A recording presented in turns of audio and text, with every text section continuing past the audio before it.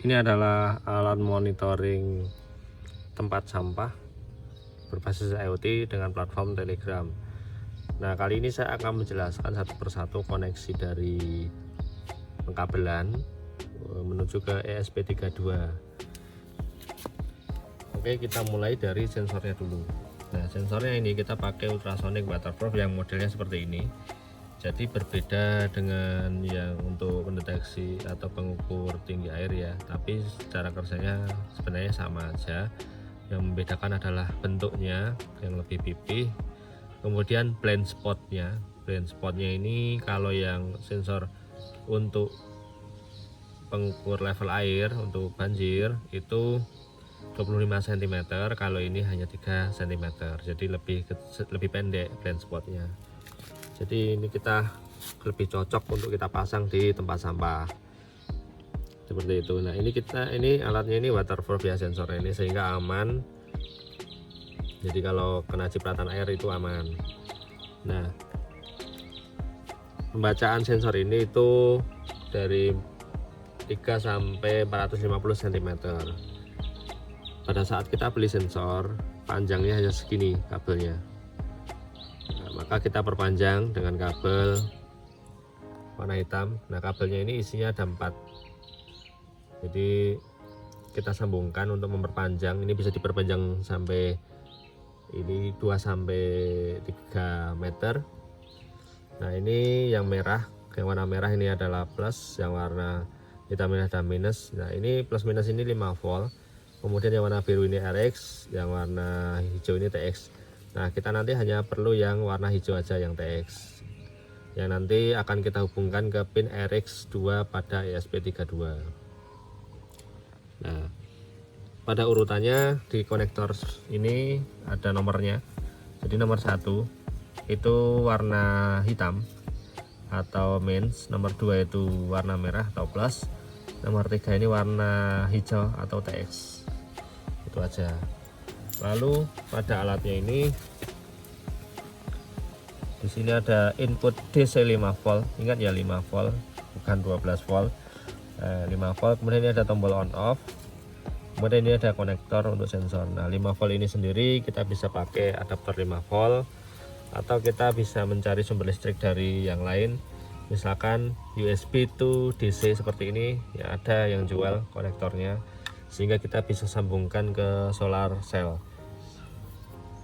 Yang mana solar cell itu 12 volt, lalu dimasukkan ke controller, ada konektor USB untuk menyambungkan ke alat ini. Gitu. Oke, langsung saya jelaskan dalamnya. Nah, di sini ada ESP32 yang nancep ke mainboard universal. Nah, ini sambungan kabelnya seperti ini. Jadi yang nomor 1 itu hitam. Ya, ini ya, nomor 1 ini hitam. Kemudian yang coklat ini nomor 2 itu plus, yang coklat plus, yang hitam ini minus.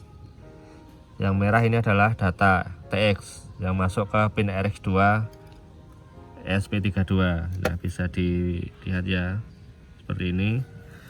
Jadi yang coklat ini masuk ke pinggir, yang pinggir ini plus 5 volt, yang hitam ini minus atau ground. Lalu untuk konektor DC nya seperti ini. Nah, ini yang merah ini plus, dia masuk ke saklar dulu. Kemudian yang hijau ini minus, dia langsung ya tanpa melewati saklar. Kemudian yang dari output saklar ini warna biru, ini 5 volt.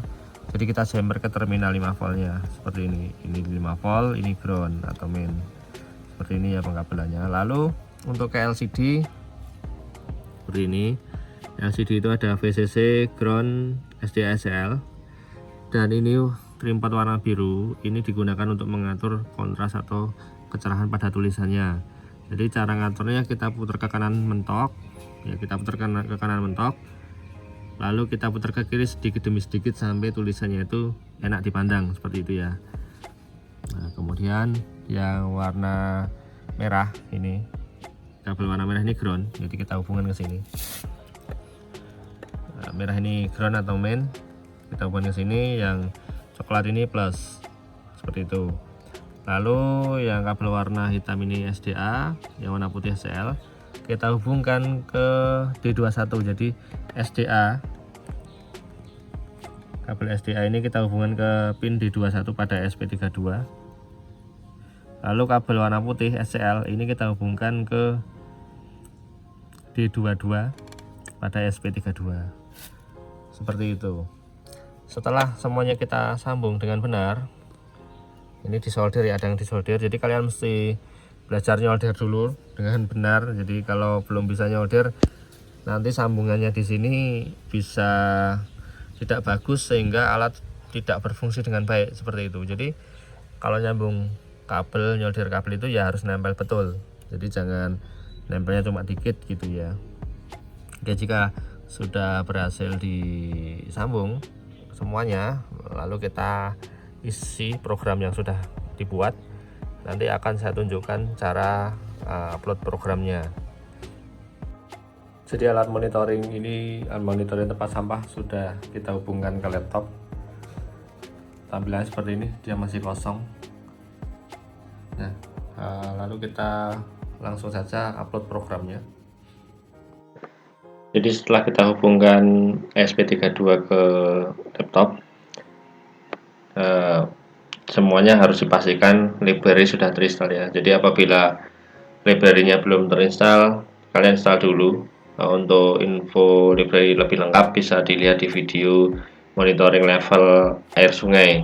Nah, disitu lengkap. Jadi poin-poinnya adalah library ini, liquid crystal sama citybot, library SP32, kemudian library Arduino JSON serta driver USB.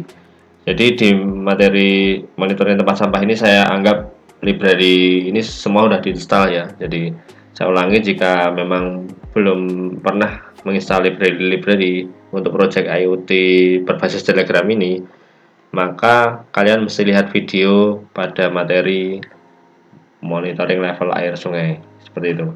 Oke, lanjut saja. Ini adalah SSID sama password yang akan kita koneksikan ke modem. Jadi alatnya nanti akan connect ke modem atau ke HP atau ke router kah misalkan. Nah, ini nama wifi-nya apa, kita ganti gitu ya. Kita sesuaikan. Lalu yang di sini token yang kita buat dari Telegram bot kita salin di sini. Setelah itu ID yang akan kita daftarkan sebagai penerima Telegram itu ID-nya siapa aja. Gitu. Jadi materi ini juga ada di monitoring level air sungai untuk peringatan banjir. Jadi kalian mesti lihat dulu videonya kalau mau mengganti ID-nya ini. Gitu. Kemudian di sini ada settingan untuk ngatur tinggi sensornya. Maaf, yang ini.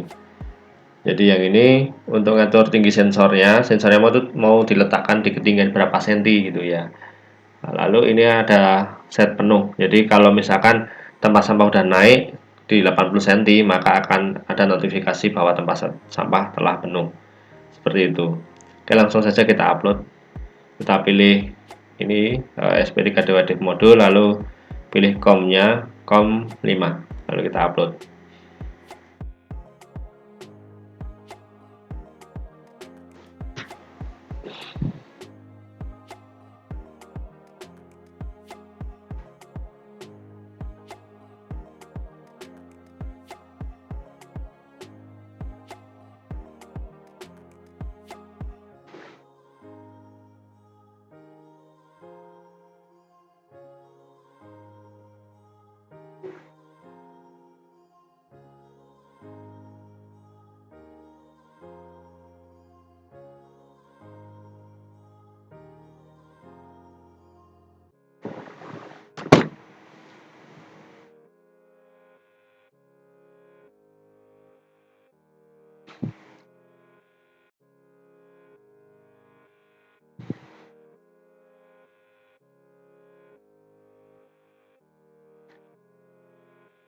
Nah, apabila kalian mengalami seperti ini, itu kita harus tekan tombol bot pada SP32.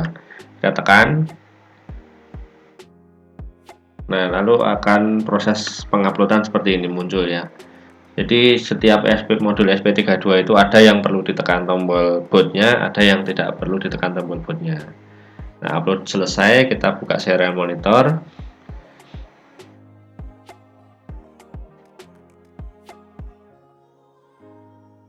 Nah, ini Telegram oke, berarti sudah berfungsi dengan baik.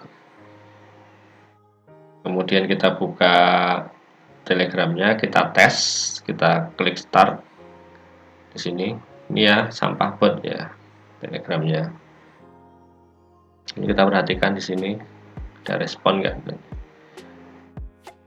Nah, ini adalah ID.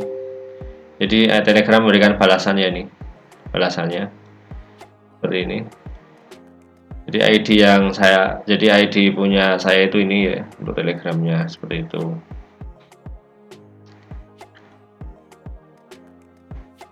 Oke, kita tes lagi, misalkan sensor ini kita kasih objek di ketinggian di atas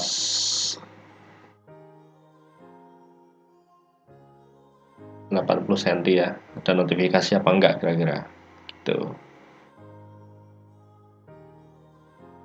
Kita tunggu responnya.